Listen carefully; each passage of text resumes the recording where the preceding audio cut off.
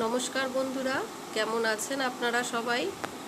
আমি পম্পা, আমার channel বডকাস্ট world Pampa নিয়ে চলে এসেছি আপনাদের কাছে।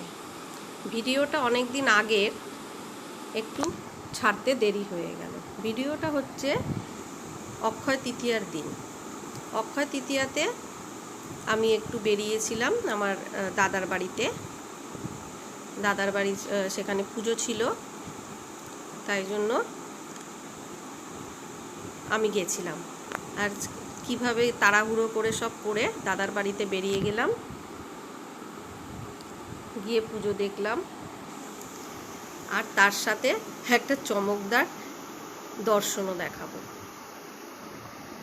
প্রথমে আমি তাড়াহুড়ো করে আমার টিফিনটাকে সেরে নিয়েছি। আজকে নিরামিষ করব, তাই জন্য একটু সিমইয়ের পায়েস করে নেব।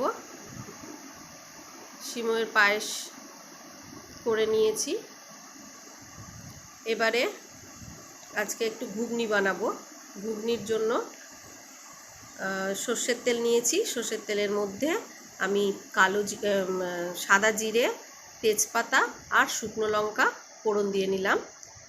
দিয়ে তারপরে এর মধ্যে আলুগুলোকে একটু ভেজে নিলাম। আলুগুলো ভালো মতন ভাজা হয়ে গেল। ভাজা হয়ে গেলে আলুগুলো এর মধ্যে দিয়ে দেব। সামান্য একটু নুন দেব, আর সামান্য না, পরিমাণ মতো নুন দেব। আর দেব গুঁড়ো লঙ্কা, হলুদ গুঁড়ো।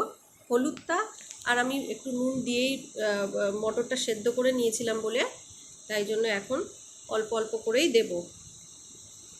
তারপর এগুলো একটু চিনি দিয়ে দিলাম। এগুলোর একটু ভাজা ভাজা করে নিয়ে এরপরে দিয়ে দেব আদা বাটা। একটু ভালো মতো ভাজা ভাজা করে নিতে হবে আলুটাকে, কারণ ওইদিকে আমার মটরটা সেদ্ধই রয়েছে। ওই জন্য আলুটাকে একটু ভালো করে সেদ্ধ করে নেব এরমভাবে ভেজে। তারপরে ওর মধ্যে দিয়ে দেব আদা বাটা। আদা বাটা দিয়ে আবারও ভালো মতো নাড়াচাড়া করে নেব। আদার গন্ধটা চলে গেলে তারপরে এর মধ্যে দিয়ে দেব দুটো কুচি করে রাখা টমেটো। দিয়ে এটাকে ভালো মতো আর একটু কষিয়ে নিতে হবে। দেখুন কি সুন্দর রং বেরিয়ে গেছে, তেলটাও ছেড়ে গেছে। এবারে আর একটুখানি কষিয়ে নিয়ে এর মধ্যে দিয়ে দেব সেদ্ধ করা মটরটাকে ঢেলে দেব।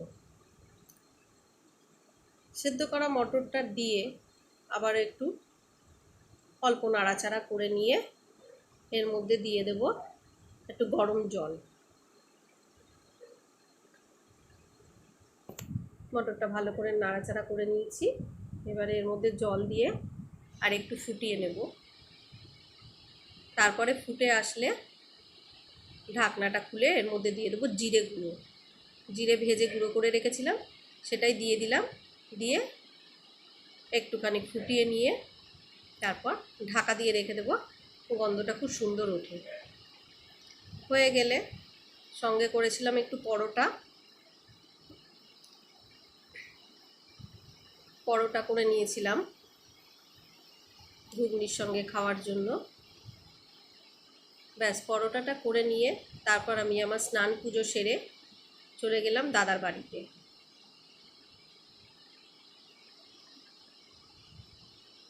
দাদার বাড়িতে এই যে রাস্তায় চলে এসেছি, দাদার বাড়ির রাস্তায়।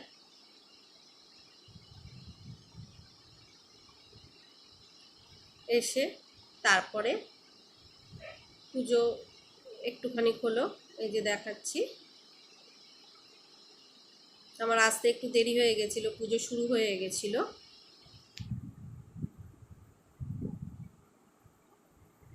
তারপরে হয়েছে, অনেকক্ষণই হয়েছে পুজোটা। অনেকক্ষণ ধরে ব্রাহ্মণটা সুন্দর পুজো করেছে ঠাকুরমশাই।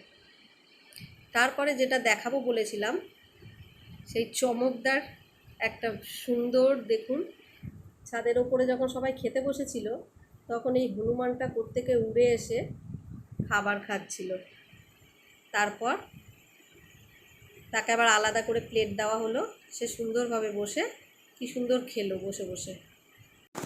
এটা আমার দাদার বাড়ির চারপাশের দৃশ্যটা দেখুন, কি সুন্দর লাগছে, চারিদিকে গাছপালা, কি সুন্দর। এটা দাদার পাশের বাড়িরই জমি। ভিডিওটা দেখার জন্য ধন্যবাদ। আর ভিডিওটা ভালো লেগে থাকলে একটা লাইক কমেন্ট সাবস্ক্রাইব করতে ভুলবেন না প্লিজ। দেখা হবে পরের ভিডিওতে। আপনারা ভালো থাকবেন, সুস্থ থাকবেন। আজ তবে আসি, নমস্কার।